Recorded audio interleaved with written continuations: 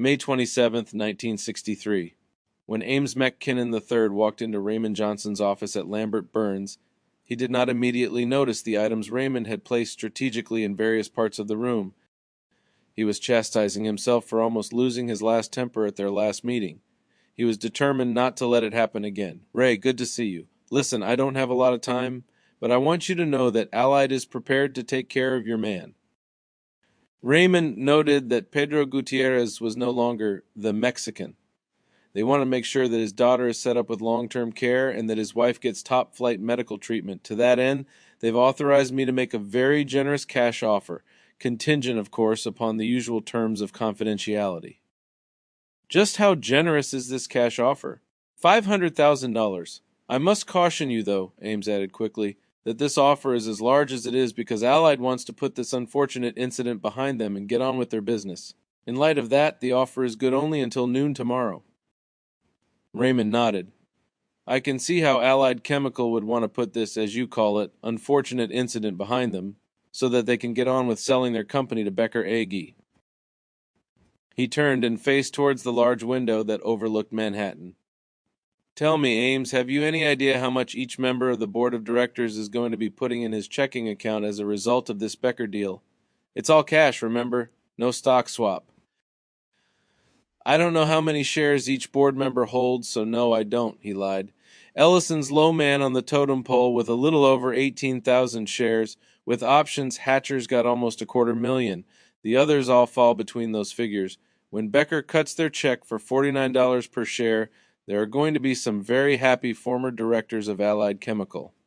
If Becker cuts the check," for Raymond to continue, "your $500,000 offer is chump change, and not only because it's tiny in relation to what's at stake here. After legal fees, my client would have less than $350,000. At a 4% after-tax yield, that's about $13,000 a year to provide medicine, rehabilitation, and nursing care for a blind, brain-damaged girl who had her 4th birthday last week and a sick woman of 32. I'm not sure that $13,000 would cover the kind of annual costs we're talking about for 1963 alone. Mrs. Gutierrez could easily survive to see her 50th birthday. Given that the daughter's heart and respiratory system seem to be in good order, it is entirely possible that she could live well into the next century. In 60 years, I think a $13,000 stipend for full-time care will look like an absolute pittance." Raymond picked up one of the 2 cans that were sitting on his credenza and examined it. The can he held in his hand was brand new. The one remaining on the credenza was much older, slightly dented, and its label was faded and peeling off in spots. The labels on both cans were sky blue. Mr. Hatcher's $12 million nest egg, on the other hand, will have grown into something truly impressive, barring massive ineptitude on the part of his heirs. "Just what are you saying?" Raymond set the can down on top of a photo on his desk and faced the other lawyer. "What I'm saying is that your offer is neither generous nor fair nor acceptable. Given what Allied Chemical knowingly did to a pregnant employee, $500,000 is an absolute insult. Allied is obviously trying to get out of their obligation. I've been doing a little figuring, and $500,000 is less than what the company earns in 2 days. Suddenly the intercom crackled. "Mr. Johnson, I'm sorry, but it's a Mr. Morris from the New York Times. He's sitting here and he says he won't leave until he gets a statement on the Allied case." Raymond pressed the button and spoke immediately. "Tell him I can see him at 4 o'clock. He can wait there all day if he wants, but if he wants a statement before 4, tell him it's no comment." "He says that's fine, Mr. Johnson. He'll be back at 4. Ames McKinnon." High looked decidedly upset. "You can't be talking to the papers on this. We're trying to work with you. If this goes in front of a jury, you know full well you might get nothing at all." Saying the words calmed him, and McKinnon regained his composure. It was not for long, however. "Ames, I can do anything I want, just like you can come in here and offer my client pin money for a daughter with brain damage and no eyes. I've been doing my research, and every layer I peel off this onion makes it smell worse to me." He handed the man the quart can that sat on his desk. "Recognize that?" McKinnon looked at the label. He saw that he was holding a can of weed-killing powder. Herbamax, it was called. As he looked at the fine print on the label, he realized it was manufactured in Germany by Becker AG. "Becker's import for the U.S. market," he said, making a statement of fact. Instinctively, McKinnon's eyes went to the second, older can that remained on Raymond's credenza, and he stepped over to inspect it. When he picked it up, he could tell by its weight that it was empty. The label was faded, but appeared to have once been the same shade of blue as the new can of weed killer. All printing on the old can was in German, but the layout was very similar. The part of the label where the manufacturer's name would be was torn off, but part of the address remained. It was the same town as the one printed on the new can. Up at the top was the product's name, Zyklon B. Old can of home market weed killer? Matt Kinnon asked. Raymond reflected upon the question. They might have considered it that, I suppose. He handed the lawyer the photo on his desk. It was a blurred picture of a room filled with a tangle of nude bodies, hundreds of them, intertwined together in the rictus of death. Seemed to work well enough. McKinnon set the can down immediately and stared at Raymond. The younger man cut him off before he could speak. Ames, don't waste your time lecturing me about what I can or can't say in court. That's not what you should be worried about right now. I think the Times has got a whiff of this. They didn't get it from me, but there are some Jewish secretaries in this office. I can't think of any other particular reason for one of their reporters to try to camp out in our reception area. Raymond could see that his words had visibly shaken the other man. You have until 4 o'clock to come back with the cashier's check in the appropriate amount. If I do not have it by then, Mr. Morris gets his story, Becker gets to look for buying opportunities elsewhere.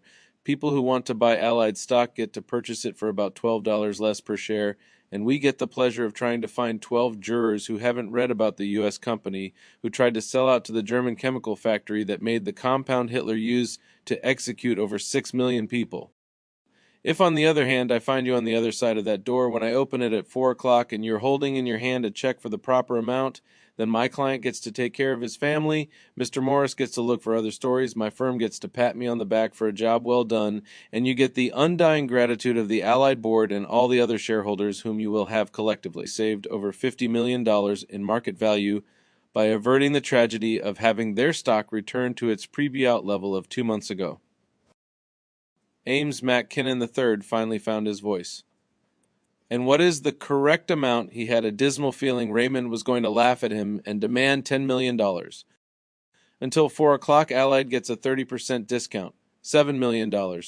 After 4, we're back up to a full 10 or let a jury decide, no counteroffers. I shall relay the message. McKinnon left without another word. 2 minutes later, the receptionist came in looking very anxious. Was I all right, Mr. Johnson? Did I buzz you at the right time and everything? You did fine, Maggie, just fine. You can go on back to your desk. Raymond picked up the empty can from his credenza and looked at it. 2 days before it had been full of clear lacquer, sitting on the shelf of a hardware store. He stared at the faded label and recalled the odd look. The printer had given him until he had explained that a stage manager cannot afford to lose his job just because some fool unwittingly throws away one of the props for the second act of the production.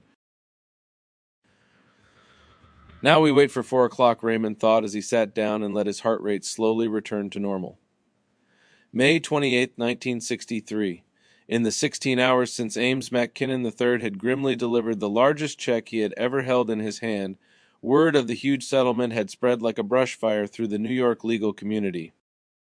Raymond Johnson did his best to keep a straight face as he sat down at the conference table for the morning meeting. Every person in the office had been staring at him from the moment he had come into work that morning. Jacob Burns called the meeting to order. It appears that our newest associate has shown his mettle in an area heretofore untapped by this firm. He smiled broadly at the group. Our bottom line is certainly looking better than it ever has, and for that we have Raymond to thank. Ray Johnson kept a neutral expression on his face, but inwardly his stomach was churning. He glanced around the table and saw that everyone was smiling at him. Everyone except Arthur Lambert, who had a thoughtful expression on his face and appeared about to speak. That's not quite right, Jake, Lambert said to his partner. Lambert, Burns's bottom line looks exactly the same as it did 2 days ago. That was Raymond's case, not the firm's. What? You heard me, and there'll be no argument. Raymond came to me before he took the case to get my approval. I gave that approval, and when he asked what the sharing arrangement with the firm would be, I told him it was his case, provided he did not short us any hours. He said he would give up vacation days if necessary. Raymond kept his end of the bargain, and the firm is going to keep theirs. But he didn't tell you that the case was going to be worth over $2 million to us. No, and if he had, I would have laughed at him and given him the same terms. Raymond could not have known himself at that time. I will resign as senior partner of this firm before I will renege on a verbal contract. Arthur Lambert could see that this did not please the other man, but there was no reply. Don't look so mad, Jake, Lambert continued with a grin. You've still got more money than the new kid. This brought some genuine laughter from the others around the table. Besides, aren't you always talking about how our reputation is our biggest asset? Lambert raised his eyebrows. Think of what it's doing for our reputation, Jake. To have a first-year associate of ours nick the company that rejected us as counsel for $7 million. The settlement was confidential, Raymond started to say. Both senior partners fixed him with looks that told him it was the first stupid statement he had uttered in their presence. Jake Burns spoke, and a smile was starting at the corners of his mouth. It'll never make the papers, but you can be damn sure the real players in this town already knew the exact figure before you went to bed last night, Ray. Speaking of confidentiality, it's going to grate on you every time someone talks about the largest award that you have to keep your mouth shut. Which you're going to have to do. No Guinness Book of World Records listing for you on this one, Ray. I'll be sobbing all the way to the bank, he said. Got it all spent already, I suppose.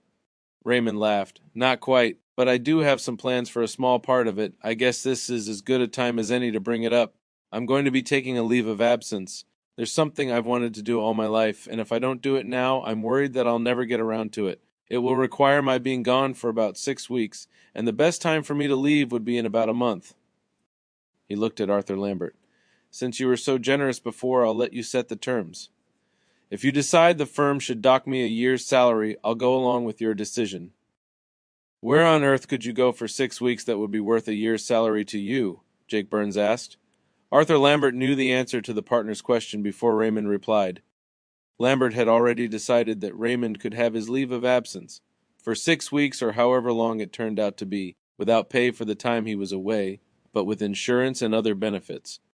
Ray Johnson smiled as his eyes focused off in the distance, and he imagined the butt of his, Holland slamming into his right shoulder.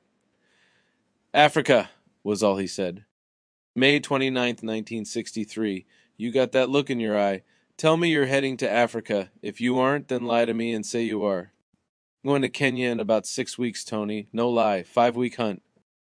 Hot damn! That's great news. Your bosses give you any shit, particularly since they didn't get any of the loot? Tony Kearns asked his friend. Raymond shook his head. I told them it was important to me, and I'd forfeit a whole year's salary if that's what it took. They said no pay while I'm gone, but with benefits in place. You must live right. Tony Kearns changed the subject. You're going to get hammered on taxes, I guess. That's one of the things I wanted to talk to you about before I left. I've set things up so that Allied's insurance underwriter pays both the Gutierrez family and me over a 5-year period. That will reduce the chance that they'll run through the money right away, and cut my tax bill some also. Both the family and I are going to need some solid direction as to where to put the money. Your advice has been spot on so far. What do you recommend? Tony Kearns took a deep breath. First off, although it's not my specific department, I'm not ashamed to say I'm at least as good as any of the advisors you're apt to come across, and a hell of a lot better than most. Second, for 2 accounts totaling a few $1,000,000, White Weld will definitely let me handle them without whining about wasting my time, if you and your clients decide you want to work with me. Since it's a lot of money, I was just going to put it in treasury bills for the time being. In your own personal case, that's okay if you have a definite plan for investing the money somewhere else in the future. What is likely to happen, though, is that you'll just leave the money there. T-bills are about the worst long-term investment you could make. For your client, that goes double. If $4 million sits there in cash, I guarantee you it will be burning a hole in the guy's pocket, and in 2 years that money will be gone. I don't say that because he's a janitor, or comes from south of the border or anything like that. This is your buddy Tony talking, the guy who spends his days watching big companies buy up littler ones. Whenever one of the sellers gets a big wad of cash not stock in the new company, 9 times out of 10 it's gone in 2 years. And these are guys who built successful, thriving enterprises from scratch. If you aren't used to handling serious dough in big chunks all at once, you will lose it, and you'll lose it faster than you ever dreamed possible. So what do you recommend? For the janitor and his family, get them set up so they get a steady and increasing stream of income for life, but the principal, or at least a big chunk of it, can't be touched. The first idea that comes to mind is a life annuity with an insurance company. For an upfront payment, an insurance company will guarantee monthly payments for life. If you die tomorrow, they win big. If you live to be 100, you come out like a hero. Either way, the customer can't do something stupid and lose all his money while he's alive. For people with health problems, the income stream is very high since payments are based on life expectancy. For you, you've got no dependents and are earning a bunch every year. That's a snap. Stay out of bonds or T-bills and put together a portfolio that will grow. There are equity managers who have maybe one down year out of 10 and average about double what bonds pay. Ray, no one ever got rich by lending his money out at 4 or 5% or buying something that just holds its value. People get rich by being able to create their own wealth. You stick your money in the bank, it grows a little, but you pay taxes on it. Where have you gone? Nowhere. You're marching in place. Say you buy an apartment building or some other hard asset like a piece of real estate. Sure, the rents can go up with inflation and so can the market value, but again, you're not really getting anywhere. You get more in rent, but everything you buy costs more too. What you'd really like is to somehow be able to put 3, 4, 5 times as many people in the building without having to spend any more money for land or construction, and that's not possible. What are you saying? You, Raymond Johnson, will make more than 10 times the money this year than you ever have in the past. Did you work 10 times the hours? Are there 10 of you now when there was only one a few years ago? Has inflation gone up so that the things people bought in 61 now cost 10 times as much? Hell no. Your talents and abilities and your marketing of them have improved tenfold, that's all. You have the ability to create and increase your own wealth. That's something that no bond or T-bill or savings account or apartment building or bar of gold or Rembrandt painting can ever do. Your janitor's family should invest for income because they have to. You don't. You'd still be making a decent living if you tried that case and lost. So don't get in the rut of putting your money in the bank and watching it grow more slowly than rising prices. Hell, keep some of it ready for safaris and stuff like that. But put the rest to work in the same way you work, creating increasing wealth without an upper limit. That means ownership of growing companies that are adding new products to their lines and are the dominant producers in industries that supply products to expanding markets. Companies that have patent protection on essential goods and services, drug companies come to mind, or ones that have a hammerlock on some other competitive advantage, preferably bought at depressed prices because of temporary bad news, he added as an afterthought. Go on. Ideally, Ray, you should of course be diversified, but you should also set things up so you don't have to pay taxes on your earnings before you take them out and spend them just because your money's been growing. Assets get big a lot faster than you'd think when you let them compound without pulling money out every year for taxes. Also, the fact that you're getting paid in 5 installments is very good. It will let you invest a fixed dollar amount every quarter that will automatically force you to buy less when the price is up and more when the price is down. That's the way everyone operates at the department store, but for some crazy reason they abandon this winning strategy when it comes to investing their money. Let me get you the exact numbers and maybe you can put together a proposal for both the Gutierrez family and for my own account. Sounds good to me. I may even get a chance to make a few dollars in the bargain. Let me call you tomorrow. Right now I've got to run an errand or two. I've got a little surprise in store for you, Tony. Will do. And let's hit the dump one more time before you ship off for Africa. You got it, Raymond said with a quick nod. He stood and turned to walk away. Kearns didn't know it, but Ray Johnson was heading to a familiar address on Broadway. Morning, Ray. Good morning, Jim. I can't stay long, but I need a rifle. Well, I think you've pretty much seen what's in the rack right now, except we did get a nice sporter built on a small ring Mauser action in the other day. Let me see. Here it is. The man started to walk towards the right end of the rifle rack behind the counter before Raymond stopped him. Sorry, I meant I need one of your custom rifles built up. I can't stay long, but I'd like to pay for it now if you don't mind. Let me get the order book. If you're in a hurry, maybe you should come back later so we can go over all the specs. It's not for me, Jim. It's for Tony. He helped me out on a big case, and now I'm going to Africa. I want to get him a rifle built up on a Remington Enfield, whatever specifications he wants. I'd like to pay you for it now, though. Well, I can't quote you an exact price if we don't know what he wants done, but... His voice trailed off as realized that both he and Raymond could probably predict almost precisely what Tony Kearns would NT in a rifle. He was impressed that Raymond wanted to do this for their friend. Let's see now, the older man said, pulling out a pencil and lifting his clipboard. I suspect he'll want an elephant rifle, so that means express sights with a barrel band and no scope. Deep belly magazine for 5 or 6 cartridges, depending on the caliber he chooses. No checkering on the bolt handle. Standard lapping of the locking lugs and smoothing the action. Aftermarket trigger. What about wood? Raymond asked. Want to get him something nice looking with some decent figure, but it'll have to be dense and with straight grain through the grip to take the recoil. Most of our customers want French walnut, but Tony's always said he liked Bastogne for the heavy recoil stuff. Normally it's not as pretty, but I've got a stick in the back that'll knock your eyes out. Be perfect for one of the cannons you guys favor. He wrote some more on the paper. Point pattern on the checkering, Raymond threw in. I figured that, the man said as he continued to make notes. Super grade swivel studs, front one on a barrel band, one of our pads. Probably ought to have a second recoil lug on the barrel, foreign tip and grip cap T of African blackwood. Looks like about $650, Ray. Let me write you a check and you can tell Tony the next time he comes in. If there's any other charges like ordering a reamer for some Wildcat caliber you don't have or one of your side mounts if he wants a plains rifle instead, go ahead with it and keep track of the extra I owe you. He pulled out his checkbook and a pen. What if he wants a Mag Mauser? The proprietor asked. Raymond put down his pen and stared at him. Right, stupid question. Enfield's. He muttered, shaking his head. Ray finished making out the check. June 8th, 1963.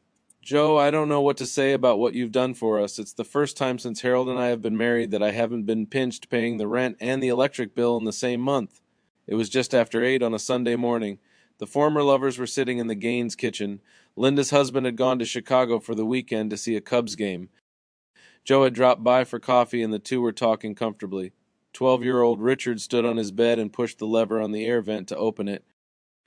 He had discovered some months before that when it was open all the way, he could hear conversations held in the kitchen. It was his secret, and he took great pleasure in it, although he had never heard anything more interesting than half-hearted arguing between his parents. I wish it had been you, Joe, Linda said. What are they talking about? Richard wondered. He remained standing on the bed where he could hear better. Joe Hammond looked at the woman he had realized too late that he loved. Linda Wilson Gaines was 38 years old, but to Joe Hammond she looked only a little different from the night he had first set eyes on her 18 years ago.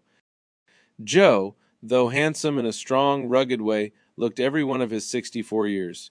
Everyone needs a break in life, Linda. You know how many I've had. It was past time Harold had his turn. They're talking about the license office, Richard realized immediately. That's Dad's whole life now, just about. People create their own luck, Joe. When Hammond made no response, Linda went on. Harold isn't that sort, and he never will be, as I think you know. Joe Hammond remained silent. Richard started to feel a little ashamed. He had never heard his mother talk about his father this way. They sat across from each other, sipping coffee and thinking their own private thoughts. Did she leave to go to the bathroom? Richard wondered when he heard no sounds from the vent. I'm worried about Richard, Linda said after a few minutes that got her son's attention. How so? He does poorly in school. He's no discipline problem, and the other boys like him well enough, so maybe I'm borrowing trouble. But he's slow, Joseph, and he never stays with anything long enough to get it right or do it well. Mom never said anything like that to me, Richard thought, as his cheeks flushed pink. These past years have made me think hard about the future the boys will have. You always told me a person needs to plan ahead. She looked him straight in the eyes. I don't want Richard ending up like his father. Richard wanted to close the vent and leave his room. He knew that's what he should do, and he wanted to do that, but he was rooted to the spot like a gawker at a bad car wreck. The older man laughed unconvincingly.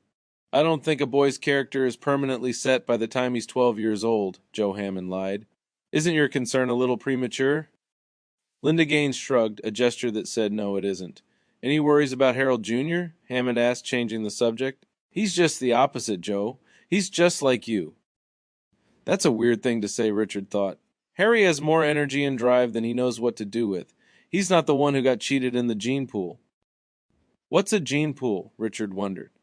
I think he may even get a scholarship to Priory, Linda added, naming a local private school known for its academic excellence.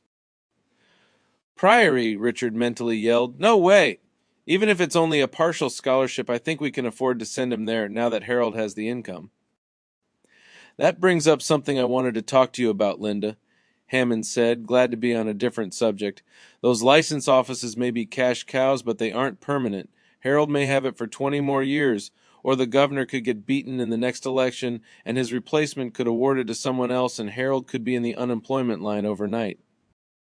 The governor better not put Dad out of work, Richard thought immediately. Dad needs that job. Linda gave him a tight smile. I've thought a lot about that. We won't be buying a Cadillac or moving to a more expensive neighborhood. You dropped this golden goose in our laps, Joe, and I'm going to see that we keep it healthy. I've made sure the staff is competent, and I review all the paperwork myself every day.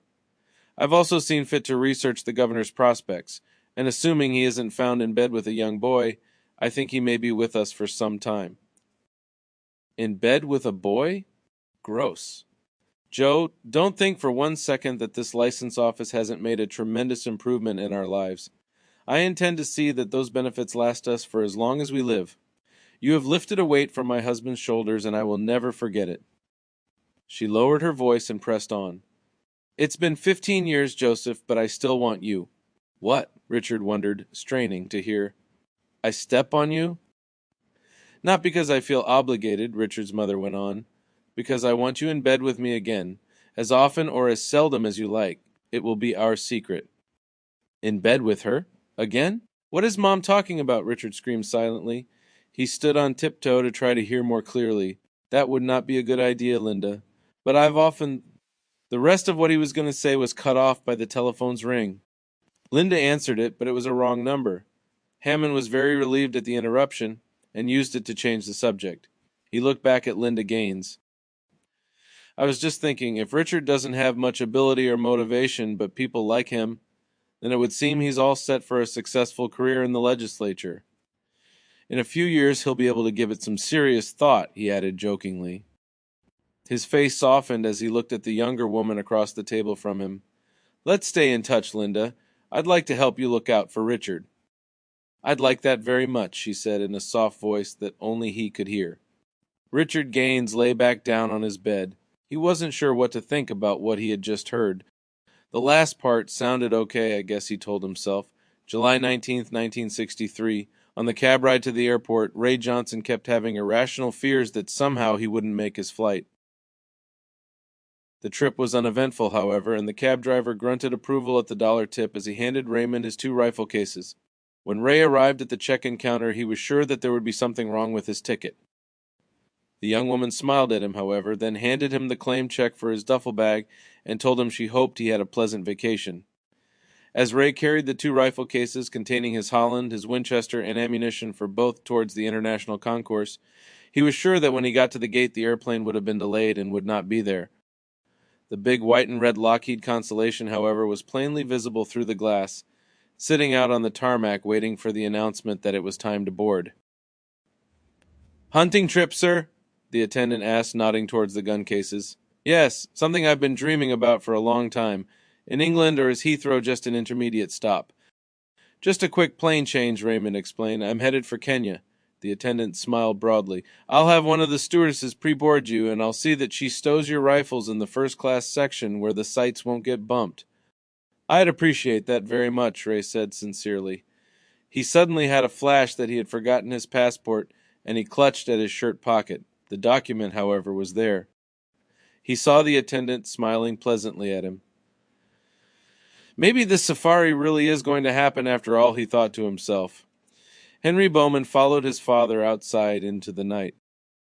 He was barefoot as he stepped out onto the front porch in his pajamas, and he moved his tender feet carefully. He was not entirely awake yet. Henry followed his father's gaze and stared off into the distance. An unfamiliar hue was visible in the sky far away, giving off a dull glow and making a large section of the horizon visible even though it was the middle of the night. Walter Bowman, who often listened to the radio before going to bed, had heard the news and awakened his son. The Forest Park Highlands was burning. July 23rd, 1963. Oh my God! Ray Johnson's jaw dropped in awe as he reached the crest of the hill. He was looking at the first elephant outside a zoo he had ever seen in his life. The animal was immense. Thoughts of the fine impala he had dropped with a heart shot an hour earlier vanished from his mind. Mincer, the transplanted South African, grinned at his client. The young man's ability to spot game and read sign was fully the equal of his own, and this had been a revelation for the professional hunter. Most of his clients were older, typically out of shape, and as often as not, mediocre rifle shots. Ray Johnson had been a welcome change from that, but here he was acting like every other Nimrod on his first safari at the sight of his first elephant. Mincer gave him a few moments of silent reverie before speaking. "That one's fairly big in the body for this country," he said with a smile. "Tusks aren't much, though, as you can see. I promise we'll find you one that'll make this one look like he's still teething." "How big is he?" Raymond whispered. They were downwind of the bull elephant, and with his poor eyesight he did not spot them, even though they were less than 50 yards away. Past him were two other smaller bulls. "About a 40-pounder, I'd say. We can do better, I promise." "No, I mean the elephant itself," Ray corrected. Mincer grinned. "Don't get a chance to weigh the whole bloody animal very often," the professional said dryly, "so I'm a bit rusty on my estimates. Biggest one in the world was taken in Portuguese Angola in '55. It's a full mount in your Smithsonian, by the way. That one went 12 tons, as I recall, which is about double the average for a mature male. Tusks are small in Angola, though, so they put a big set from one of our bulls in the mount. This fellow here," he said, nodding towards the beast, "he's a little bigger than normal. Say 7 tons about." Ray shook his head in wonder. He was imagining sneaking up to within 15 yards of the huge beast and taking the tricky brain shot.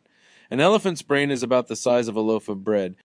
It is surrounded by honeycombed bone. A head shot which misses the brain itself can enrage the animal and cause a lethal charge. Ray was mentally drawing the correct angle of penetration when his guide spoke. "We'd best leave," Mincer said. "There's a chance he might spot us and charge. We don't want to use up one of your elephant tags on a little 40-pounder. Trophy fees for African game were payable in advance and non-refundable. Woe betide the client who shot a charging animal in self-defense without a tag for that particular species. Ray grudgingly followed the professional hunter.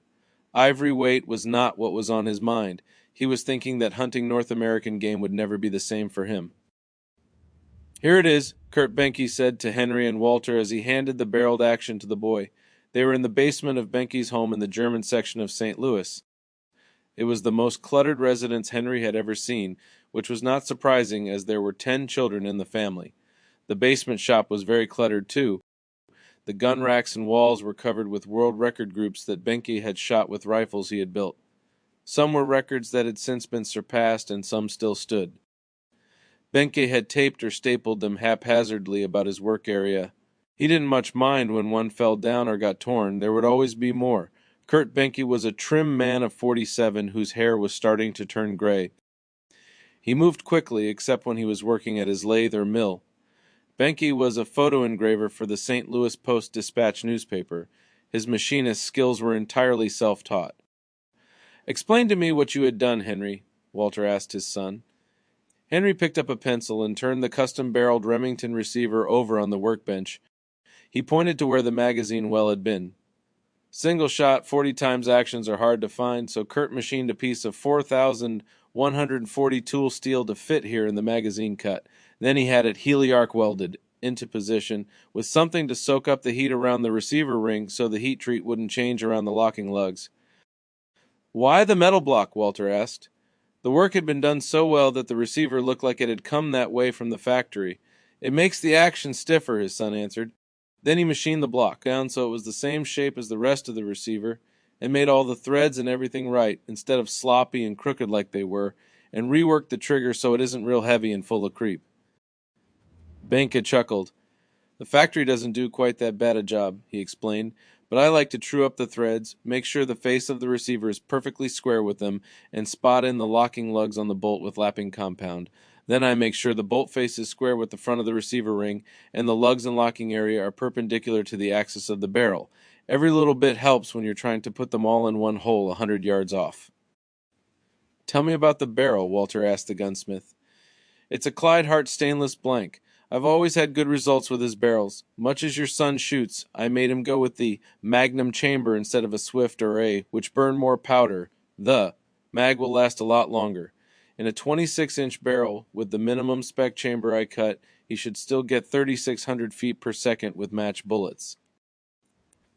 He handed Walter a loaded round to examine. It was much smaller than the 8mm cartridges Henry shot out of his surplus Mauser. "Left the barrel 850 at the muzzle," he said, speaking of the diameter in thousandths. "Never seen one left that heavy that wouldn't shoot." Walter Bowman examined the quality of the metalwork. It was flawless. "Looks like you've got your job cut out for you making a stock that will do justice to this, Henry." Kurt Benke smiled at the compliment. "What do we owe you for your work, Kurt? I promised Henry if he saved up for the receiver and made his own stock, I'd pay for the metalwork and scope." Walter reached into his pocket and pulled out his money clip. 55 for the blank and 50 to fit. Chamber, crown, and turn it to contour. 20 to machine the block, have it welded in, and grind it to shape. 20 more to true up the action. $5 for trigger surgery. Scope blocks are free for a first-time customer, and I get 15 for a straight-line seating die made with the same reamer that cut the chamber, he added as he reached across the workbench and produced a polished loading tool with "Mag" stamped on it in tiny print, 165 total. Walter Bowman counted off the bills and handed them to Kurt Benke. "Something tells me this won't be the last time I see the two of you here." "No, you're right. As soon as we get home, the little capitalist will probably start nagging me to find him more jobs to do to earn money. Drop him off here if you want, and I'll put him to work contouring barrels," Benke said with a smile. "Hey, I've got a stock to make first," Henry broke in. The two men laughed and smiled at the boy. Henry wasn't paying attention. He was staring at the barreled action, imagining in his mind's eye how he would lay out the pattern and inlet the wood to accept the metal. In 10 days, Henry would have a complete rifle. In 6 more, he would have developed accurate loads for it that would stay in 1/2 at 100 yards. Soon after that, he would regularly be killing crows in the cornfield at ranges up to 200 yards and occasionally farther, depending on the wind. By the time school started, Henry would have fired over 2,000 rounds through the single-shot varmint rifle. He would be very glad that he had taken Kurt Benke's advice and not specified a case with more capacity, which would have shortened the barrel's accuracy life considerably. As it turned out, Henry Bowman's. Magnum would not need a new barrel for almost 2 years. August 18th, 1963. "You ought to be working on my side of the business, my friend, as much as you understand game animals and their habits." The comment startled Raymond. It was a daydream he had found himself indulging in every day since his arrival in Kenya. The two men were sitting by the campfire, watching one of the crew tend to an impala steak that was cooking in a plow disc that had been drafted into service as a skillet. It was the end of the 6th day of Ray's safari, and he had seen more game than he ever dreamed existed. 100-head herds of impala were everywhere. Zebra grazed on the plains just like the wild mustangs back in Colorado, except there were a lot more of them here. Buffalo and elephant traveled in herds also. The first time Ray had seen a herd of over 100 elephants, he had not been able to believe his eyes. Most enlightening to the Coloradan had been the lions. Every day he had seen a lion take down one of the thin-skinned species and start eating it while it was still alive. The big cat would gorge itself on as much of the kill as possible, then go to sleep nearby and consume the rest of it at his leisure. "They lie around like lazy Kaffirs, belching and farting for a couple weeks," Mynheer had said. "Then when their fat burns off and they start to get hungry again, they go back to work." Ray had found the reality of the king of beasts somewhat different from the idealizations of his childhood. "What does it take to become a pro?" Ray asked the white hunter. "Isn't it hard for someone not from either Africa or England to get the government's okay?" Mynheer nodded. "Most definitely, here in Kenya. Very difficult. Expensive, too," he added. His eyes crinkled in a smile. "But for an energetic young bull like yourself, there are other, more attractive opportunities that would be too much for one such as I." Mynheer was 47 years old. "Mozambique or Angola are where I would be looking if I were your age. The Portuguese are abysmal at managing things. A Portuguese professional hunter is, what is that word? An oxymoron. Their governments might accept a license application from a 25-year-old American?" Ray asked. "I should think they might pay you to apply, with things as they are currently. You see, a pro in those areas is expected not only to run his hunting concession successfully, but also to provide other services to the surrounding community. To act as the local sheriff. Yes, that's the proper word for it.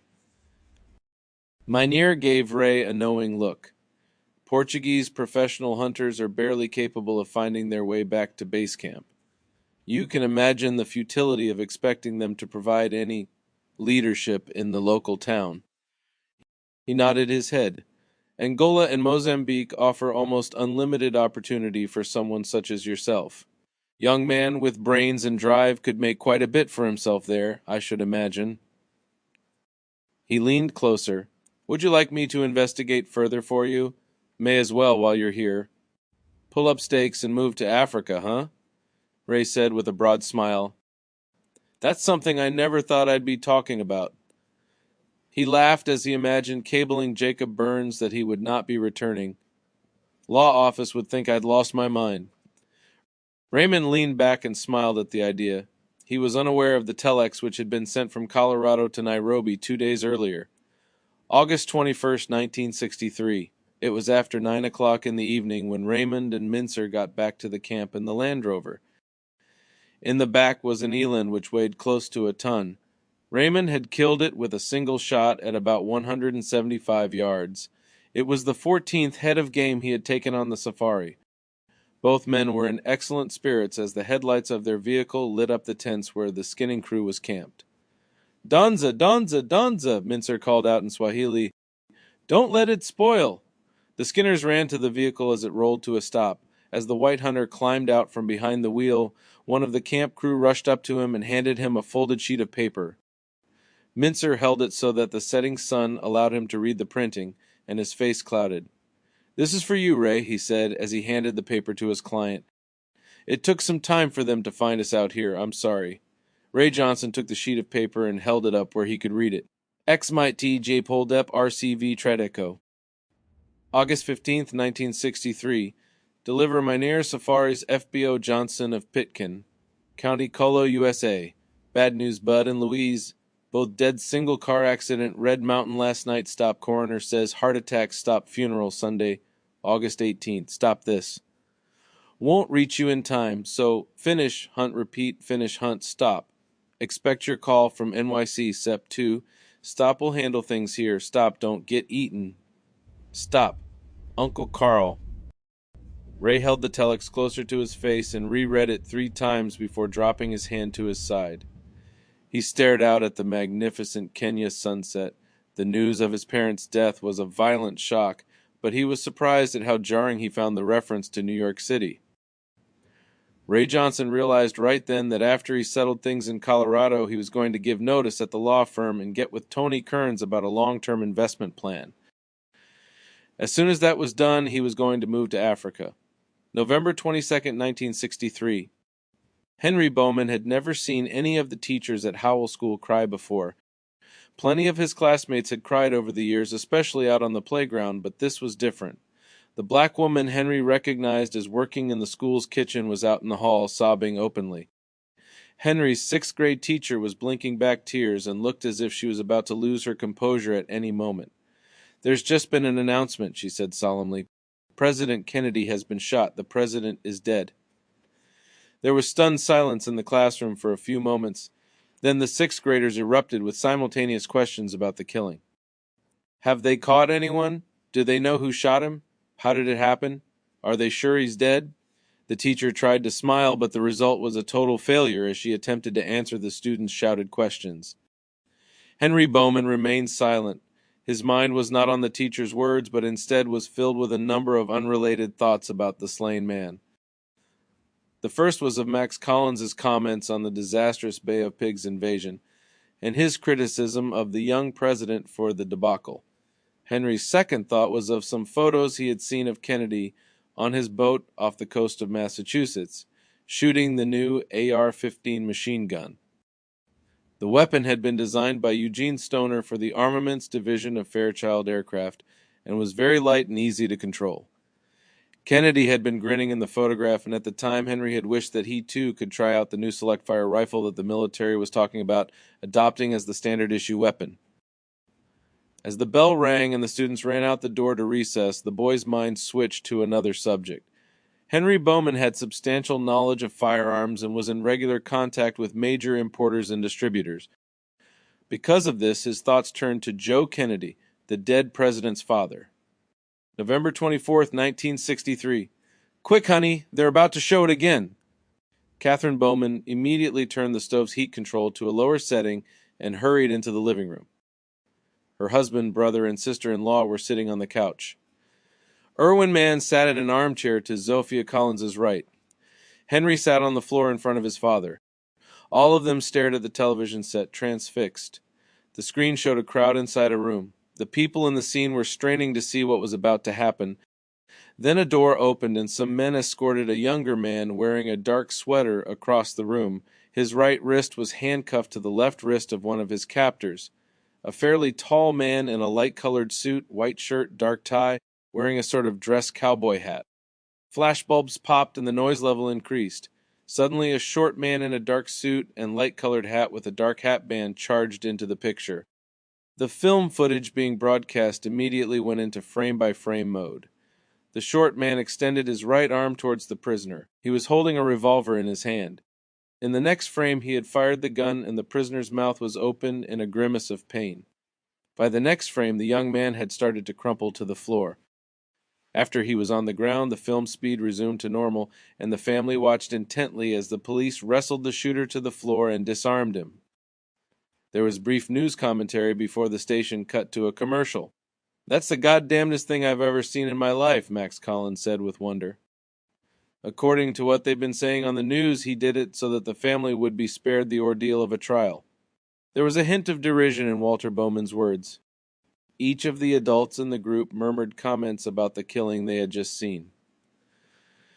"What do you think, Henry?" Walter asked finally. His son's brows knitted. He was concentrating on forming his answer before he spoke. "That revolver he shot him with, it looked like a Colt detective special with a hammer shroud. That's a pretty rare version. I've only seen pictures of them. Most of the hammer shroud guns you see are the Smith & Wesson Bodyguard." "That's true," Max Collins offered. "The kid's exactly right. Installing a shroud on a Colt is no 5-minute job. The factory sells you the shroud and 2 screws with different thread sizes. You have to buy 2 drill bits and 2 taps to do it, and if you're not a gunsmith, you'll ruin a good gun." "What's the purpose of a hammer shroud?" Walter inquired. His son spoke up.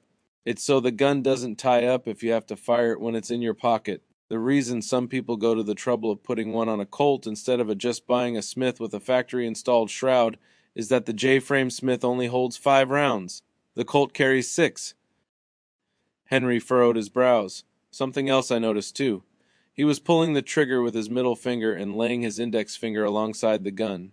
Some people use that technique when they point-shoot a revolver without using the sights." Henry shrugged. "I've tried it, and it doesn't help me any to shoot that way, but there are some people who swear by it. The kid's eyes are better than mine. I didn't notice that." Max Collins spoke with respect in his voice. "What he's saying is that this Ruby guy is a pro, and from the dead center shot he just made, that fits. Or Ruby happened to walk into a gun shop at the right time just after the guy who had the Colt built got tired of it or needed money," Henry added quickly. "And maybe he's got a piece of wire in his index finger from some injury, like that mechanic at the gas station on Del Mar, and that's why he was pulling the trigger with his middle finger." He shrugged. "After all, it doesn't take any special skills to hit someone in the chest from 3 feet away. It sure as hell looked like a pro hit to me," Max Collins said. "That saving the family stuff is a bunch of crap." He changed the subject. "They still saying it was a Mauser that Oswald used to kill Kennedy? I heard that again on a news conference yesterday." "But it was a Carcano they were holding up on television," Henry exclaimed, "and the Carcano is a piece of junk. Dallas cops said they found a Mauser, then an hour later they hold up Dago iron that isn't even safe to fire." "What do you mean?" Walter Bowman asked his brother-in-law. "Shoot a Carcano enough to be able to hit something with it, and it's apt to blow the firing pin back in your eye. Henry'd wear one out in an hour if it held together. Worst rifle of the war. Next thing they'll be telling us is that the gun that killed the president originally came from one of his father's companies. Why do you say that, Henry?" His mother Catherine broke in. "The big surplus importers, like Interarmco and Service Armament that I buy from, Joe Kennedy, the president's father, owns some of them. Not those two, but he owns all or part of a couple of the other surplus gun importing companies." The group sat in silence at the boy's statement. It was something that none of them had known. Finally, Irwin Mann spoke. Henry, do you have an opinion about the assassination? Irwin Mann was staring intently at the sixth grader. The boy was startled by the question, but it addressed an issue that Henry had been thinking about all day. The way the news says it happened seems crazy to me. Someone thinking about shooting the president wouldn't use one of the worst guns ever made, unless he had no idea about what he was doing. If he knew anything at all about rifles, he'd use a target rifle or at least a good quality surplus gun, like an Enfield or a Mauser. Also, anyone who had ever shot a rifle in his life would know that if you have to shoot at a moving target, it's a lot easier if the target is coming right at you or going straight away, especially if your rifle has a cheap scope on it, like Oswald's did, and you're going to fire more than one shot in a short time. You have a real small field of view with a scope, especially those skinny ones with little lenses, and it's really hard to pick up a moving target with one in a hurry. The boy looked at his uncle for confirmation. The kid's right, Max Collins agreed. According to all the pictures and drawings they've been showing about the assassination, Oswald had all the time in the world to shoot the president in the chest as the car was coming directly towards him. Kennedy was standing up and not even the windshield was in the way. Instead, Oswald waited until the car turned the corner and was angling away from him, and after it turned, Oswald's view was partially blocked by some trees, it looked like.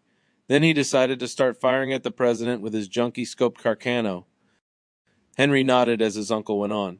So I guess it's pretty obvious that this Oswald guy was no shooter and didn't know that the Carcano is an unsafe junker that's really slow to operate, and we can assume he didn't know that with a cheap scope it's even harder to pick up a target moving on a sideways angle, particularly with part of your view blocked by trees. Hell, he didn't even have the sense to take a clear shot with his target coming straight at him.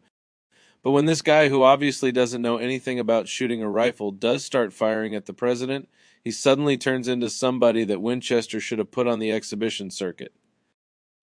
Max held up his hand and started ticking off his points on his fingers. He manages to find his moving target, fire, pull the gun out of recoil, work the bolt, find his moving target in the scope again, and repeat the process for a whole magazine. He hits Kennedy twice, once in the back and once in the head, for Christ's sake. And, Henry broke in, he puts another bullet into that other guy, Governor Connolly, Mann prompted him, still hanging on every one of Henry and Max's words. Yeah, Connolly, Henry agreed, getting more animated. And he does all this superb shooting in what? 5 seconds? He shook his head. If Ad Topperwine and Herb Parsons were still alive, I don't think either one of them could do that kind of shooting with a Carcano. I know I couldn't come close. This nut who knows nothing about shooting but decides to kill the president anyway, using the worst possible equipment and taking the worst possible shot, somehow manages to do it. Bullshit, Max Collins spat. No such thing as that much luck. God himself couldn't pull that one off. There had to be other shooters. Irwin Mann said nothing but nodded, fascinated by the persuasive analysis. He looked at his brother-in-law, nodding his understanding. Max added another comment. And now the man most likely to tell us who else was involved has conveniently been killed. He's been killed by a strip club owner with a pro's gun using a pro's technique, who did it, we are told, out of respect for the Kennedy family, Max snorted. And may I also point out that this strip club owner happens to be Jewish, and the head of the family this Jewish strip club owner professes to respect so much as old Joe Kennedy, who never made any secret of his admiration for the Nazi regime. Max Collins laughed without humor. Don't expect this deal to make sense anytime soon. Curiouser and curiouser, Walter Bowman murmured. He was arguably the most literate person in the room. January 10th, 1964. God damn it, Harold Gaines roared at his son. Why the hell did you have to go cheat on a test, for Christ's sake? The elder Gaines demanded. He had revised his question at the last moment. Have to get caught cheating on a test, was what he had been on the verge of asking. No one knew there would be a quiz the first week back from school, Richard blubbered. It wasn't a real test or anything, he added defensively. All the more reason not to risk getting flunked out, Harold replied. Richard thought it best to avoid pointing out that he was already failing the math course. Now I'll have to go make nice with the teacher again, Harold fumed. Dad will probably have to give him some money again because I'm so stupid, Richard thought miserably. Maybe you can come up with a C- on your next quiz, Harold said in a voice that dripped with sarcasm, then turned away from his son in dismissal. Richard Gaines hung his head and left the room. Wish Dad would help me understand my math homework, he thought bleakly. It did not occur to Richard Gaines that his father's academic abilities were no greater than his own. "Well, good evening, birthday boy." Henry Bowman rolled his eyes as he came in the kitchen after being dropped off from sledding with some of the other boys from school.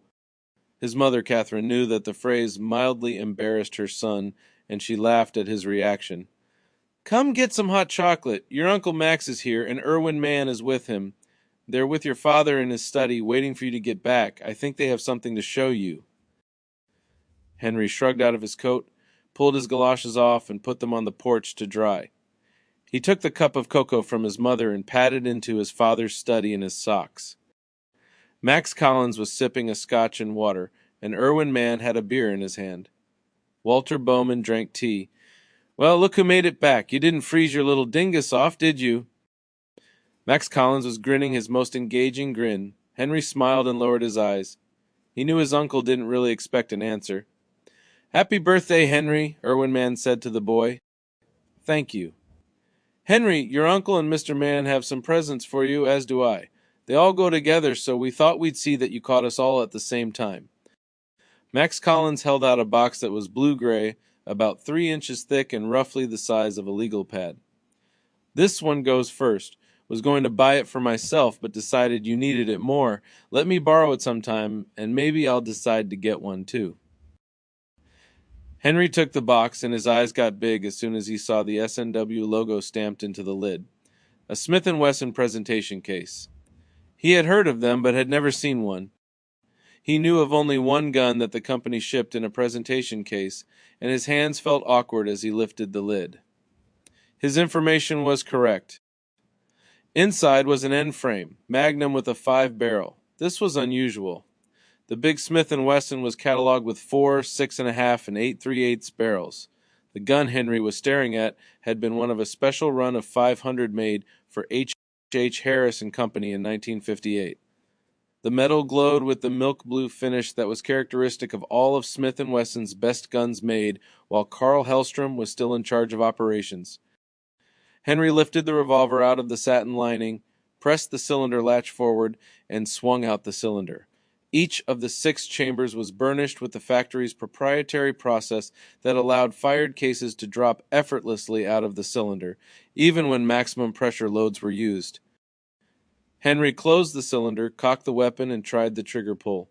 The trigger broke without a trace of creep at what Henry judged was no more than 2 pounds, with a release like breaking glass. The double-action pull was smooth and positive, and Henry immediately noticed that the trigger itself was not the standard. Wide-grooved target version that was best suited for slow fire, but a smooth, polished one perfect for double-action shooting. Max Collins saw his nephew examining the non-standard piece. "Fran Longton in the service department in Massachusetts set you up with that trigger when I told him the way you were apt to use the gun. Says it's their Jordan combat trigger made for Bill Jordan on the Border Patrol in Texas and anyone else that's on the company's good side." Henry had written to Fran Longton when the trigger stud of his uncle's had broken and he had sent it back to the factory for repair. Longton had inquired as to how many rounds had been fired through the weapon, and Henry had replied that he had shot over 20,000 rounds through the gun in the year he had used it, but had no idea how many had gone before. The service manager had apologized for the premature failure and sent Henry 1,000 fired cases along with the repaired gun as a bonus. "This is from your old dad," Walter Bowman said, holding out a cardboard box. Henry laid down the revolver and took the package from his father. It was heavy, and when he opened it, he saw why. Inside were a pair of 8-cavity bullet molds with handles. He did not need to read the letters stamped on the mold blocks to know that they were made by Hensley and Gibbs in Oregon. Only HNG had the skill to properly make 8-cavity gang molds. "I was going to get you just one mold," Walter explained. "Then I wrote the folks up there, and they told me to buy a pair made at the same time with the cavities matched to a 1/2,000th, so you can fill one and let it cool while you're filling the other one. Said with practice, you could cast over 1,500 bullets an hour, so you won't have to spend so much time down in the foundry." Walter used the term his wife had jokingly invented to describe the corner of the basement Henry had set up to cast bullets. "They feel a little heavy, but I guess your wrists are up to it." "Good exercise for a revolver shooter," Henry said immediately. "Mr. Mann has something for you also," added Walter. Irwin Mann reached behind a leather armchair and retrieved a steel 5-gallon bucket with a wire loop carrying handle. It was obviously fairly heavy. He set it down in front of Henry, who lifted the lid. It was filled to the brim with empty brass, Magnum cartridge cases. Should be 4,000 there, Irwin said, speaking for the first time. And I've got the dies, 5,000 primers, and 4 4-pound cans of Hercules 2,400 powder coming Monday or Tuesday, Max threw in. You can start casting this weekend and be shooting by next Saturday. Henry did not know what to say. His feet were still cold from sledding, but he did not notice it. His hot chocolate was forgotten.